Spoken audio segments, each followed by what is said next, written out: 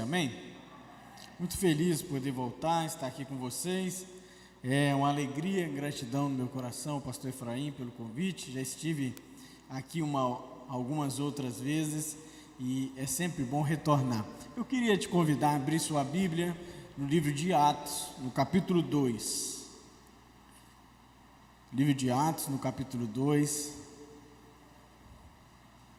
a partir do versículo 1.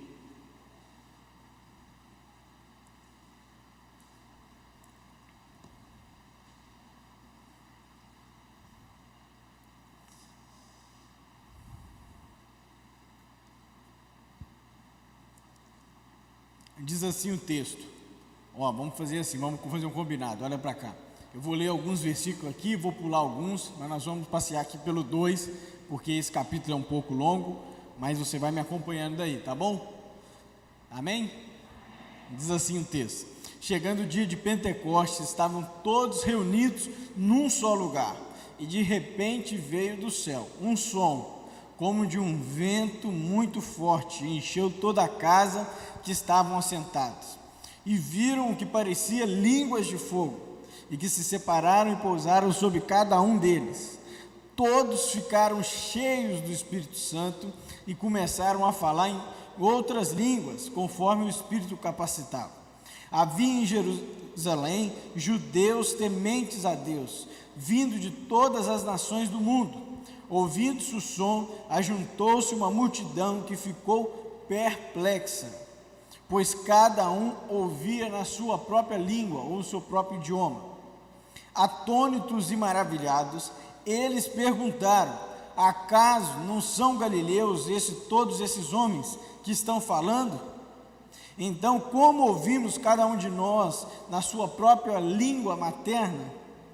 Partos, medos, elamitas, habitantes da Mesopotâmia, Judeia e Capadócia, do ponto da província da Ásia, Frígia, Panfilha, Egito e das partes da Líbia, próximo a Cirene, visitantes de Roma, tanto judeus convertidos ao judaísmo, cretenses e árabes. Nós ouvimos a declarar as maravilhas de Deus nas nossas próprias línguas. Vamos ler o versículo 17.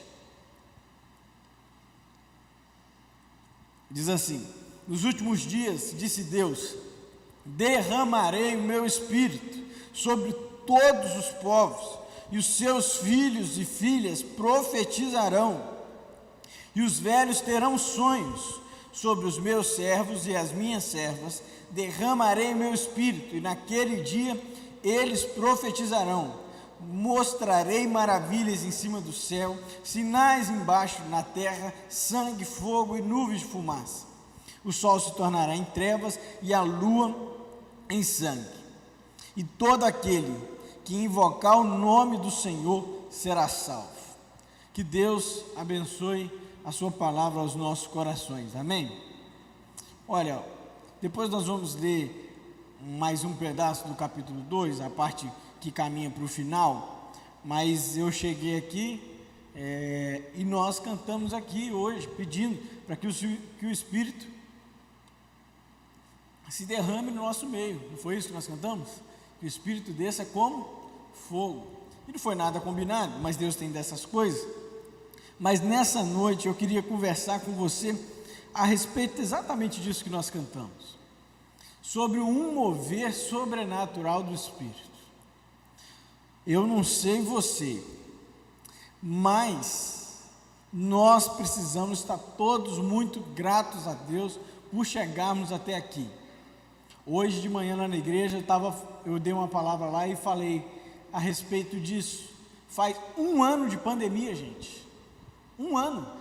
Já parou para pensar nisso? Eu lembro que quando começou a gente pensava assim, vai ser uns 2 meses desse negócio aí. O negócio veio lá da China, uns negócios aí, não sabe o que é, como é que pega, como é que não pega, como é que é, como é que não é. É uns 2 meses que vai resolver esse negócio aí. Os 2 meses virou 3, virou 4, virou 5, virou 1 ano. Tanta gente morreu, tanta gente está adoecido, tanta gente está fragilizada. Muitas igrejas fecharam no começo da pandemia e ainda não abriram. Nós temos que entender que a pandemia do coronavírus não é algo que veio da parte do diabo, mas existe na agenda de Deus. E o que isso tem a ver com nós hoje? É que o Espírito ainda continua se movendo nos dias da pandemia. O Espírito continua se movendo nas nossas vidas. Você está aqui hoje, essa igreja está aqui do jeito que está, linda do jeito que está, é porque o Espírito de Deus ainda move no meu e no seu coração. Eu creio que o Espírito Santo ainda fará coisas extraordinárias a respeito dessa pandemia no nosso país, porque nós temos que parar, no nome de Jesus, de acompanhar todas as notícias, comentar todas as notícias, criticar tudo que está acontecendo. O nosso papel não é ser crítico das coisas que estão acontecendo, mas para transformar as coisas que estão acontecendo. Deus não te chamou para ser comentarista, Deus te chamou para ser transformador de realidade. O Espírito de Deus está livre, se move, e é isso que o texto vai nos dizer. A primeira coisa que nós aprendemos, a partir do versículo 1 até o versículo 4, diz que no dia de Pentecostes estavam todos reunidos, o 50º dia da Páscoa, o primeiro dia da semana, conhecido como a festa das semanas, a festa das colheitas. O Cristo ressuscitou como primícias e durante 40 dias ele deu provas incontestáveis da sua ressurreição. E 10 dias depois da sua ascensão ao céu, o que acontece? Vem o derramamento do Espírito. Você precisa entender, o Pentecostes é um evento irrepetível. Já aconteceu. É a descida do Espírito. Eu lembro um diálogo onde Jesus está com seus discípulos, ele vira para os seus discípulos e fala assim: olha, todo mundo pode ficar calmo, vocês não ficarão órfãos, porque eu vou mandar o Espírito, o Consolador até vocês, vocês não ficarão sozinhos. E como tudo que Jesus promete, ele cumpre e cumpriu, o Espírito veio na descida de Pentecostes. E nesse pedaço de texto que a gente leu, é uma coisa muito interessante, porque desde que o mundo é mundo, desde que existe religião, desde que existe gente tentando entrar em contato com o sobrenatural, muitas das vezes nós que somos homens, tentamos criar o ambiente sobrenatural.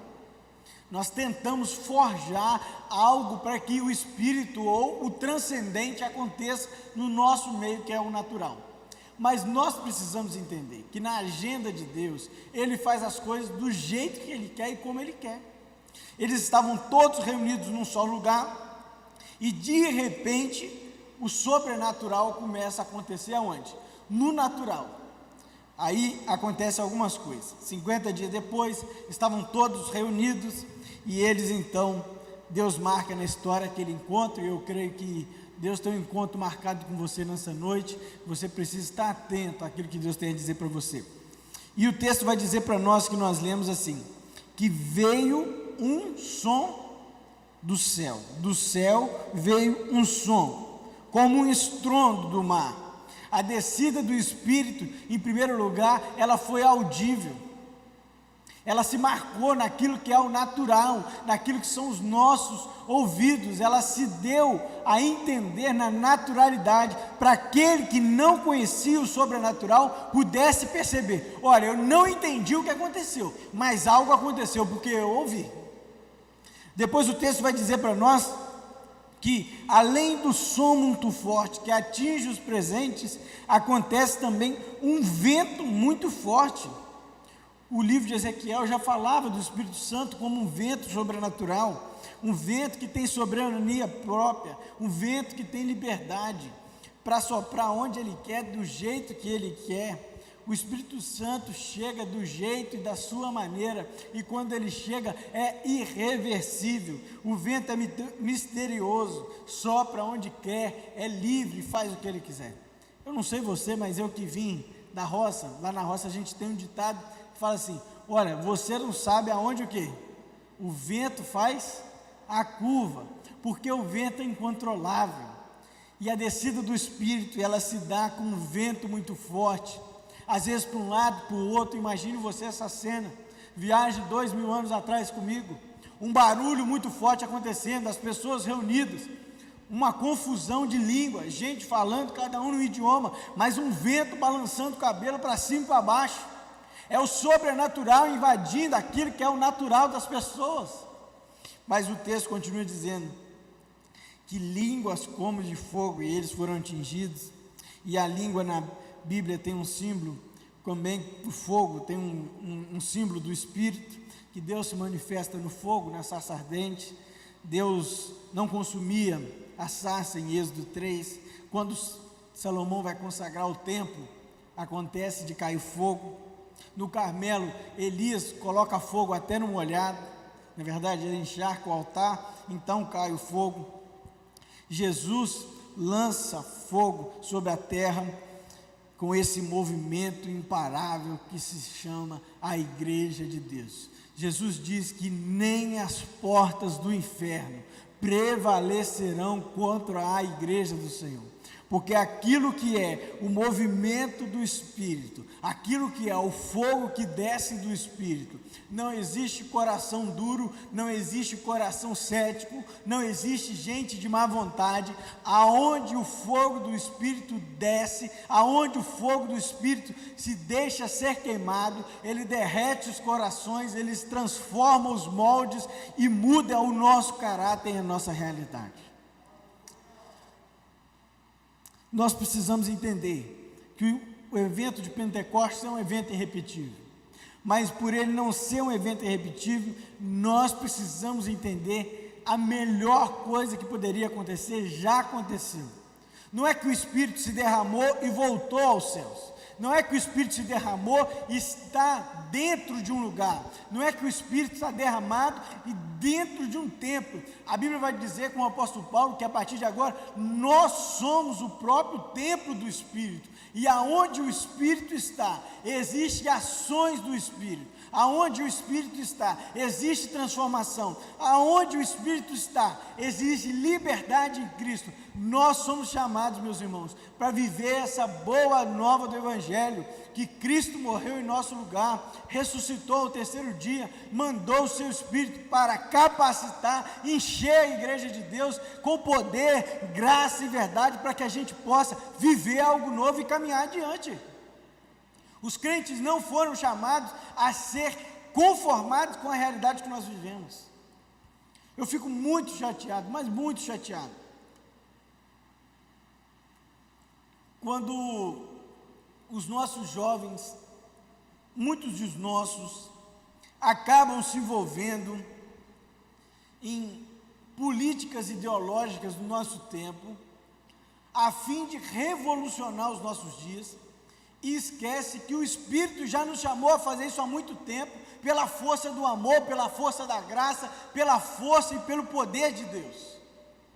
Porque nós não somos chamados a ser ideológicos, nós somos chamados a ser cheios do Espírito. E para viver nesse tempo saudável, com a mente, com o emocional no lugar, nós só conseguiremos fazer isso cheios da presença do Espírito. Você quer coisa mais revolucionária do que um monte de gente que se ama, um monte de gente que é diferente, um monte de gente que tem problema diferente, está reunido num lugar como os iguais, na frente e diante daquele que é diferente de todos nós? Dá uma olhada para o lado aí.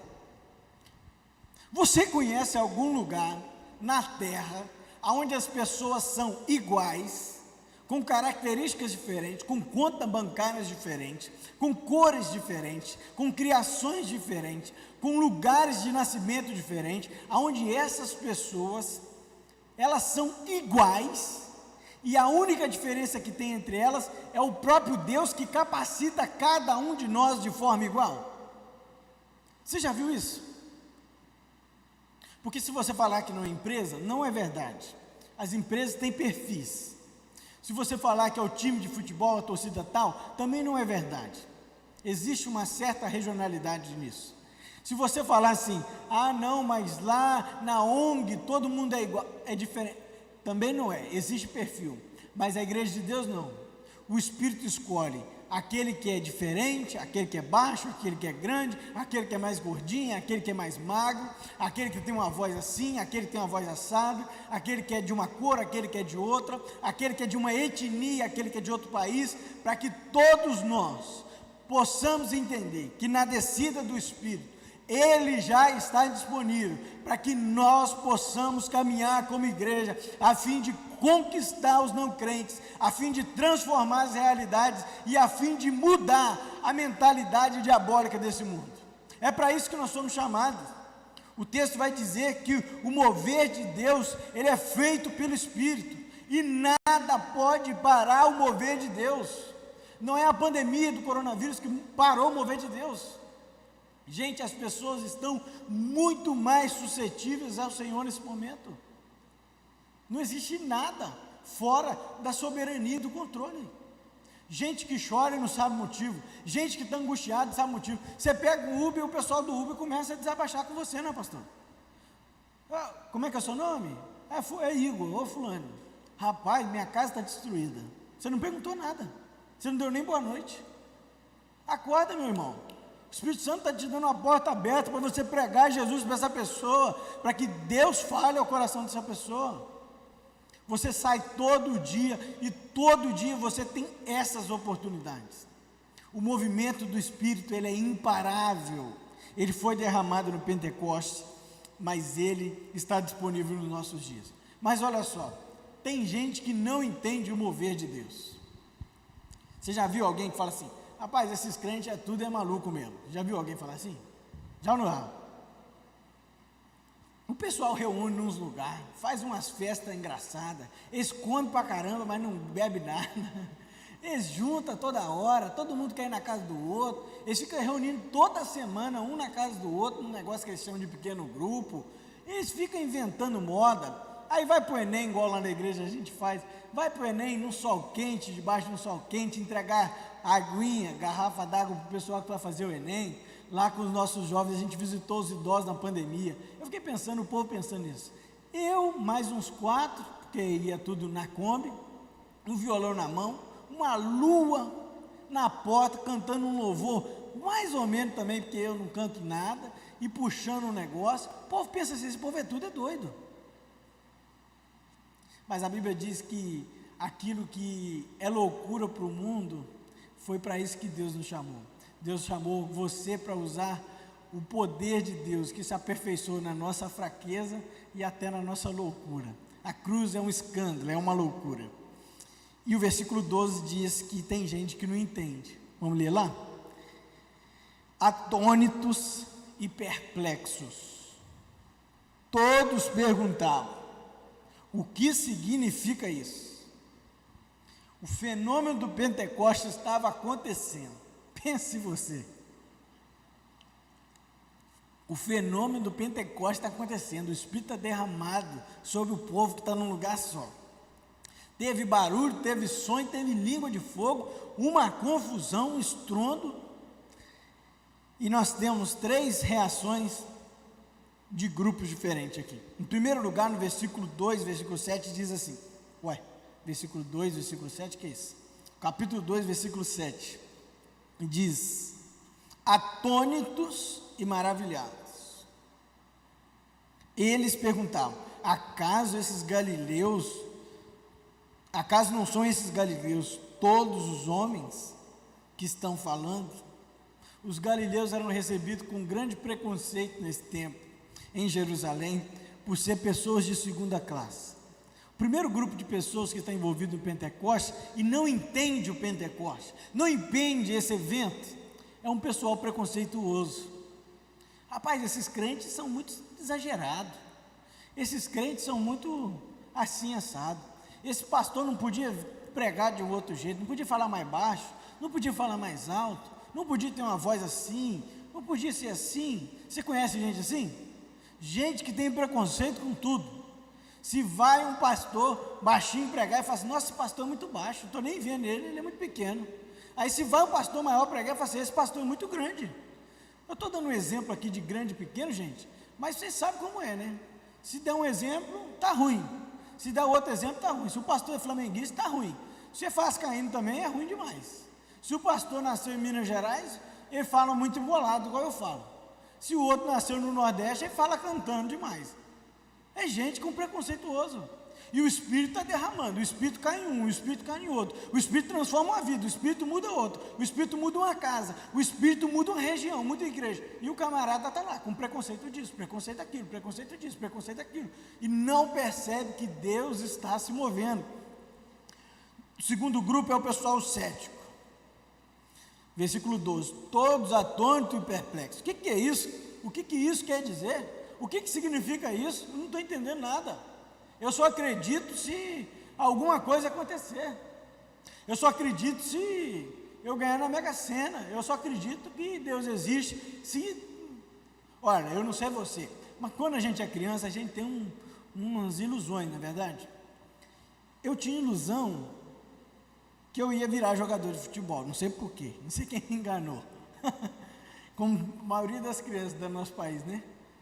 E aí, eu ficava assim, se aquele urubu ali voar, estou vendo o urubu. Aí eu ficava, se aquele urubu ali voar agora, isso vai acontecer na minha vida. Vocês já fizeram isso, gente? Já ou não já? E não sou só eu que sou maluco não, né? Tem mais, amém. Glória a Jesus. Aí eu ficava assim, ó, se aquele carro ali, eu estou vendo o carro passar. Eu sabia que ele ia passar para lá. Eu falava, se aquele carro que está naquela avenida passar daqui para cá, eu vou ser jogador de futebol. Aí eu pensava, se passar 3 carros pretos em 35 minutos nessa avenida aqui, eu vou virar jogador de futebol. E aí eu ficava nessas ilusões, nesse ceticismo maluco, gente que sabe como é que funcionam as coisas, mas fica tentando se enganar. Gente que quer controlar a própria vida, gente que não aceita que a sua inteligência ela não é maior do que a soberania de Deus. Gente que não consegue crer no sobrenatural de Deus, porque acredita ser muito inteligente, está acima da média. Gente que não percebeu que até a razão anda de mão dada com a fé. Gente que não percebeu que Deus usa o estudo, a teologia, a filosofia. A Bíblia diz que a natureza aponta para onde? Para a glória do nosso Salvador, do Redentor, do Criador. Gente que não percebe, e o Espírito mudando vidas, e gente atônito, cético, confuso. Eles ficam atônitos, ansiosos, não para perceber o que tinha acabado de encontrar Deus, mas eles queriam explicação.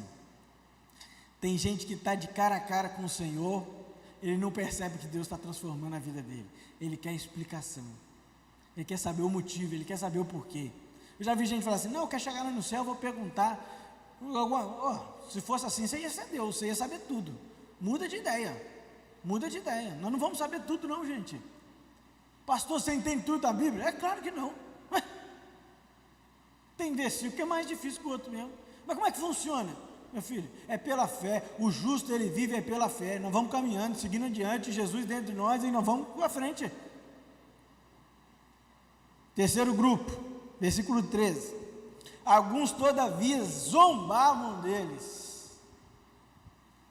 um grupo que estava presente no Pentecostes, olha só, gente que viu o Espírito descer, depois de uns dias de Jesus ter ascendido aos céus, mesmo assim teve zombaria e gente que não acreditava e achava que estava todo mundo bêbado. Eu queria nessa noite que você olhasse para dentro de você e percebesse se você tem perdido aquilo que Deus tem feito nos nossos dias por causa de zombaria, ceticismo e coisas que estão dentro do seu coração. Às vezes seu coração está duro demais, às vezes você está cético demais, às vezes você está zombando dos outros demais. O Espírito está transformando gente do seu lado, e o Espírito não está mudando a sua vida e transformando a sua realidade, porque você não se deixa ser encontrado. Gente que está no mesmo ambiente, reunido num só local, na caída do Pentecostes, na descida do Espírito, se manteve cético, se manteve zombando e se manteve longe de Deus. Mas o versículo 17 me mostra uma coisa que eu tenho muita esperança. versículo 17, vai aparecer ali, nós vamos ler todo mundo junto. Vamos ler todo mundo junto? Nos últimos dias, diz Deus, derramarei o meu espírito.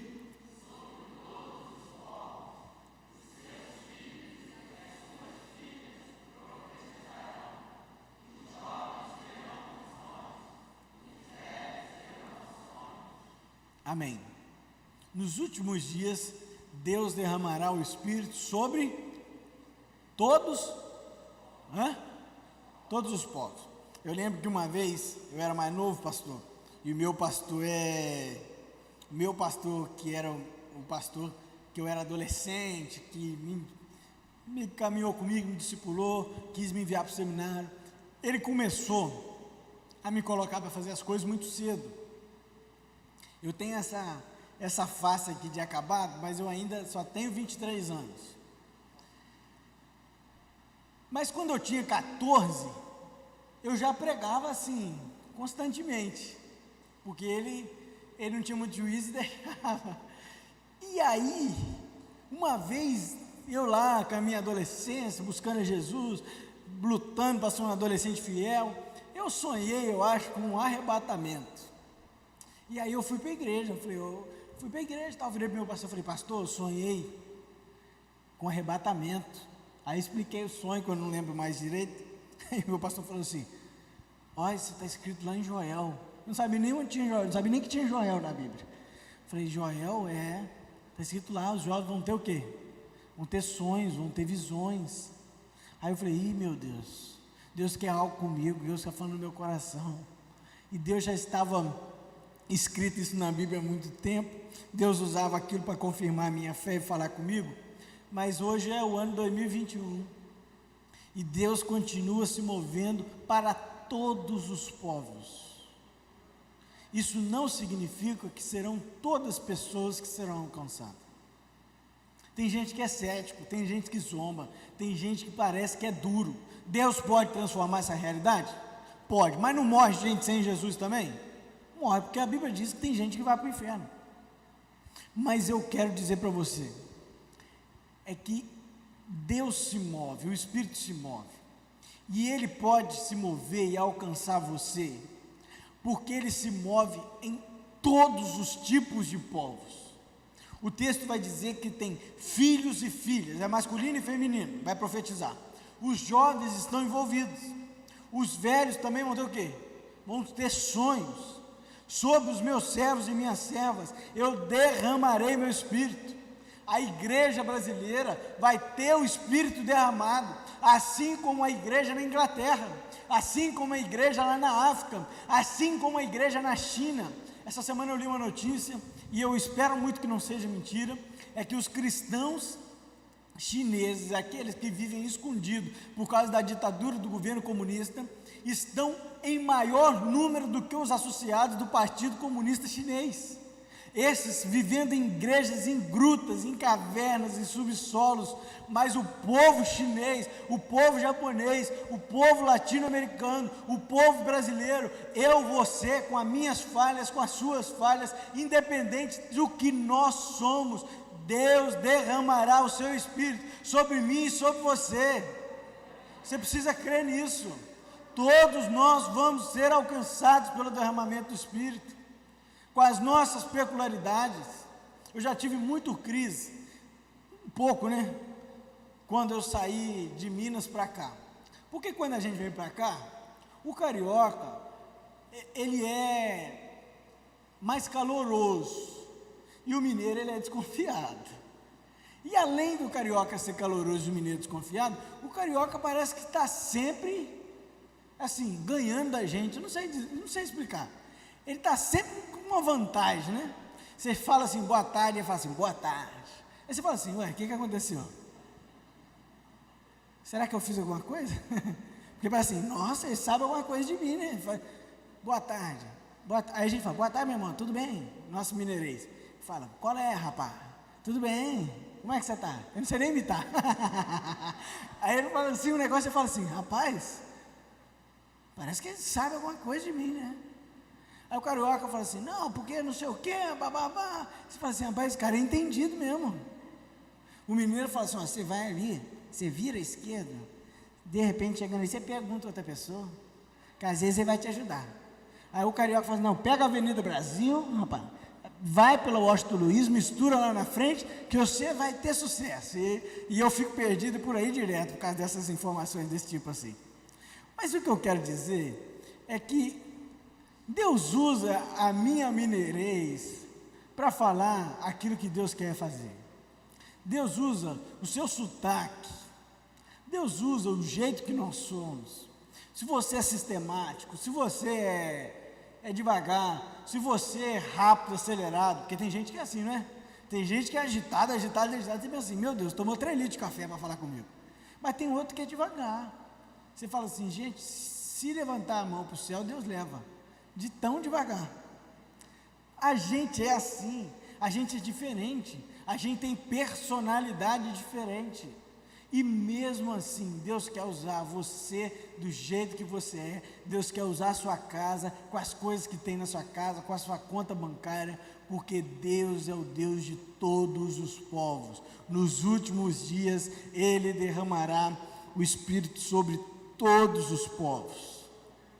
O Espírito se derramou em Pentecostes, continua vivo, a obra continua acontecendo, a pandemia não parou o mover do Espírito. Você precisa crer que Deus está se movendo e Deus vai transformar a sua vida e a sua realidade. Amém? Pastor, que hora que acaba o culto? Na hora que o Espírito falar, amém, Deus abençoe e aleluia. Vamos continuar. Eu quero continuar com vocês rapidamente, vou adiantar aqui, que eu já falei 3 pontos, mas eu queria falar mais alguns, no versículo 32, aproveitar que eu estou longe de casa, longe da igreja, a gente inventar na igreja dos outros, né, pastor? Lá na igreja da gente, o pessoal fala assim, o pastor está pregando demais, 1 hora, 40 minutos, aí meu pastor voltou de férias agora, né? Ele falou, pastor Antônio, o senhor está pregando mais tempo que o Igor. Eu falei, reclama, gente. Estava reclamando de mim, o pastor Antônio veio dobrado. Vamos lá, versículo 32. Diz assim, Deus ressuscitou esse Jesus, e todos nós somos testemunhas desse fato. Exaltado à direita de Deus, Ele recebeu o Pai, o Espírito Santo prometido, e derramou o que vocês agora veem e ouvem.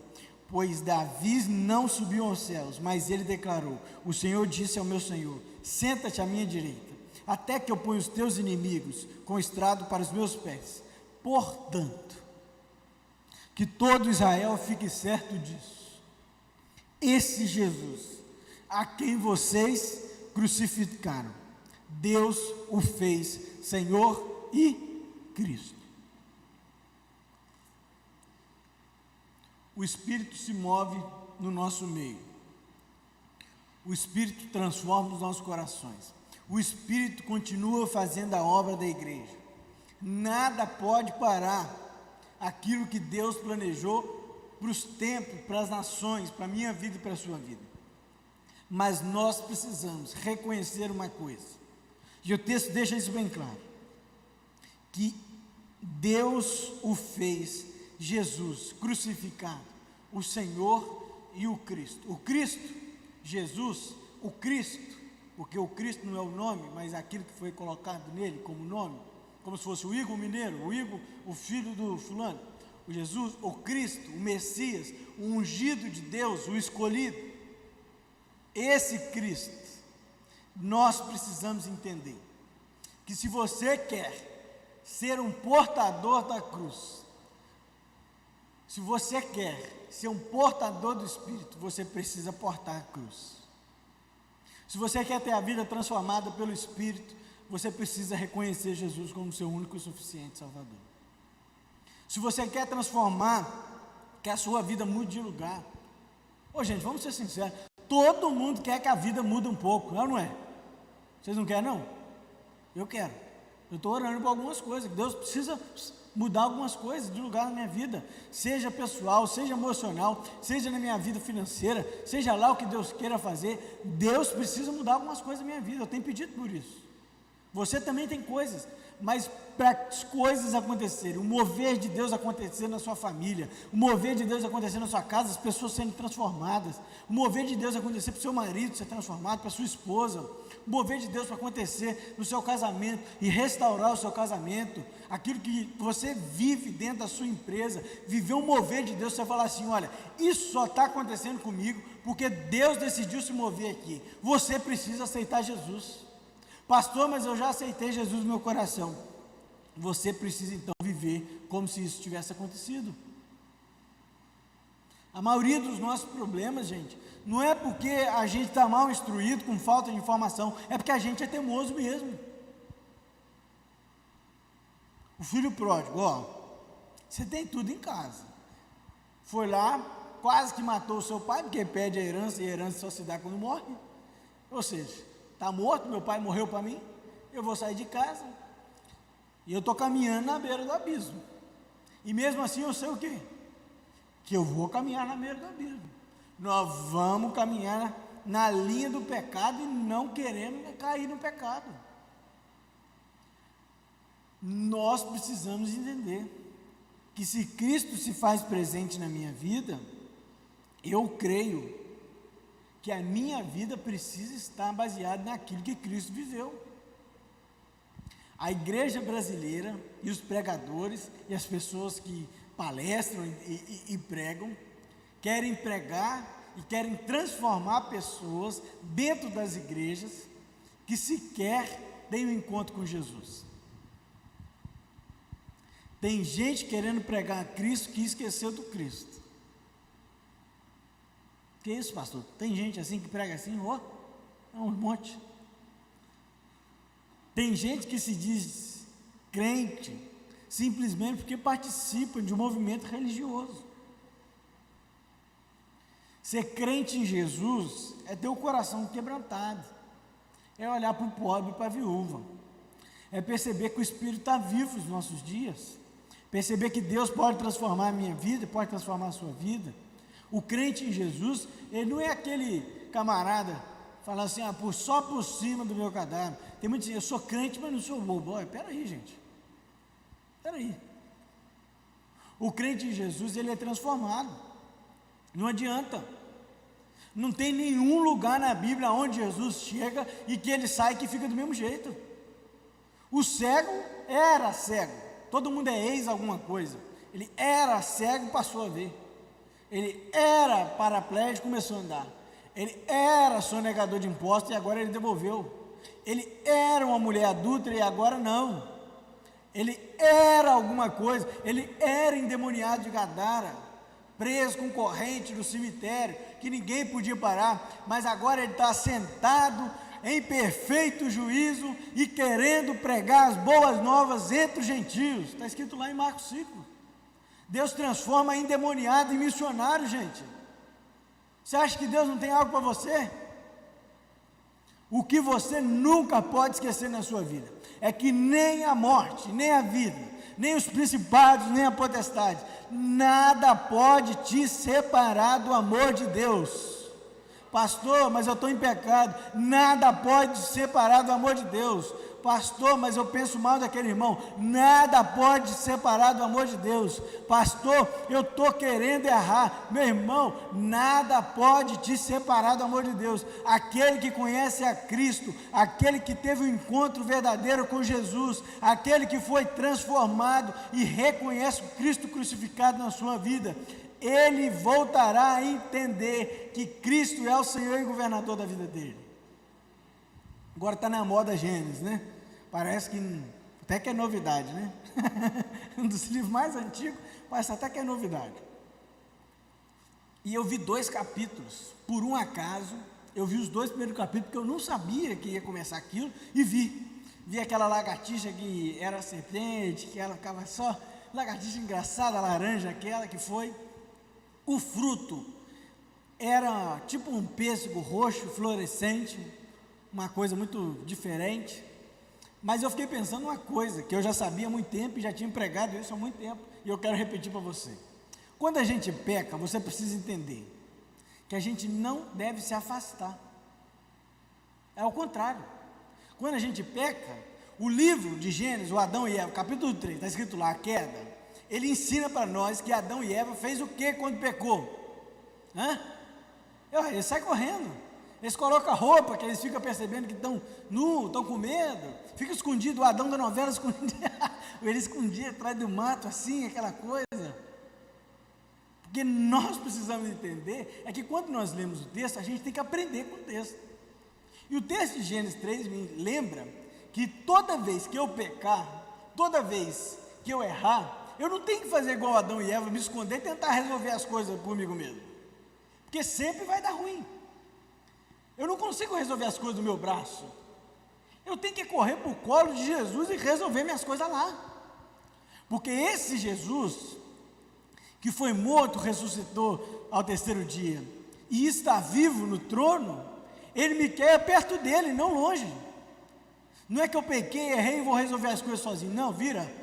Pequei, errei, Senhor, pelo amor de Deus, tem misericórdia de minha vida e me ajuda a resolver o que eu fiz. É isso que a gente tem que fazer. Porque se nós cremos que Jesus é aquele que ressuscitou e está vivo, ou Ele tem controle sobre as coisas, ou sobre Ele não tem. Você precisa crer que o mover de Deus está acontecendo, que Jesus é o Senhor da sua vida e que Deus fez esse Cristo Senhor e governador sobre todas as coisas. O versículo 38 diz assim: arrependa-se cada um de vocês, e você seja batizado em nome de Jesus Cristo para perdão de seus pecados, e receberão o dom do Espírito. Pastor, eu tenho pensado cada vez mais, nós temos que fazer um culto, de vez em quando, culto do arrependimento. O que é isso, gente? Não é culto da vitória, culto de oração, culto do arrependimento. Aí chama o irmão aqui para frente: olha, eu me arrependo, porque eu pensei mal daquele outro irmão ali, eu já quis matar ele. Aí senta. Olha, eu me arrependo porque o irmão chegou com um carro mais novo, eu fiquei invejando o carro dele mais novo, falei até que ele devia estar ganhando mais. Mal sabe ele que o irmão está juntando dinheiro, trabalhando, vende um negócio, compra outro. Eu me arrependo de pensar mal do pastor, porque o pastor quer fazer assim, assim, assado. Eu me arrependo de fazer isso. Não é só esses arrependimentos que a gente precisa ter todos os dias, mas é arrepender dos nossos pecados. O Evangelho não é oba-oba, o Evangelho não é só alegria, porque senão o símbolo do cristianismo não seria uma cruz, né? Seria uma cama. O Evangelho não é para a gente viver descansado. A Bíblia diz que o justo, ele vive o quê? É pela fé. E viver pela fé é viver pelas coisas que a gente não vê. Aí é viver tensionado. O Evangelho não é encontros de alegria e felicidade aqui na igreja, mas o Evangelho é saber que nós precisamos arrepender dos nossos pecados, pois quando a gente se arrepende dos nossos pecados, esse Cristo, Ele transforma as nossas vidas, enche o nosso coração, muda a nossa mente, muda a nossa casa, muda as realidades e faz com que a gente se comprometa com Ele.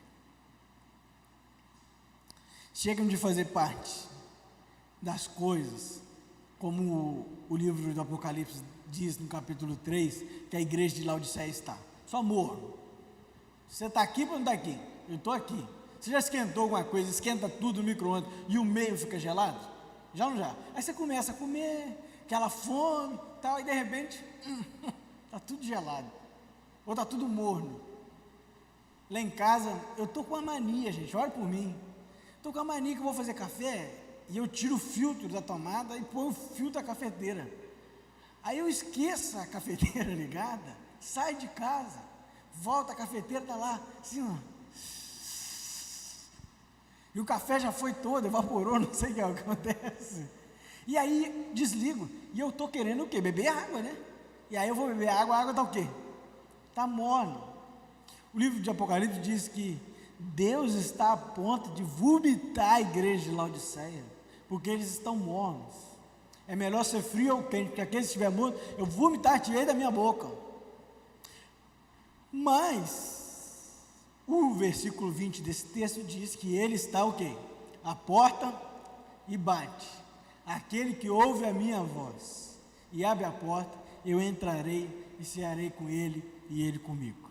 Eu queria terminar lendo o final do versículo 38 e 39, que diz assim: e receberão o dom do Espírito, pois a promessa é para vocês, para os seus filhos, para todos que estão longe, para todos quanto o Senhor, o Deus, nos chamar. A promessa é para mim e para você. Deus vai derramar o seu Espírito na minha vida e na sua vida. Deus vai derramar o seu Espírito na vida da nossa igreja. Deus vai derramar o Espírito dele na igreja brasileira. Deus vai derramar o seu Espírito na sua casa. Deus vai derramar o seu Espírito no seu lugar de trabalho. Lá no seu lugar de trabalho, você vai alcançar aquelas pessoas, você vai transformar aquilo lá num pequeno grupo, você vai mudar a vida daquelas pessoas através da sua atitude. Deus quer transformar o seu coração e o meu coração através do arrependimento, do mover do Espírito e da crença em Jesus. Eu queria orar para a gente terminar, fazer igual lá na igreja, pode, o Ministério de Louvor, se puder vir aqui, mas eu queria que você se colocasse num momento de reflexão agora para a gente terminar. Será que você tem vivido como esse grupo de Pentecostes, em zombaria, em ceticismo? Será que o mover de Deus está caindo do seu lado e não atinge você? Será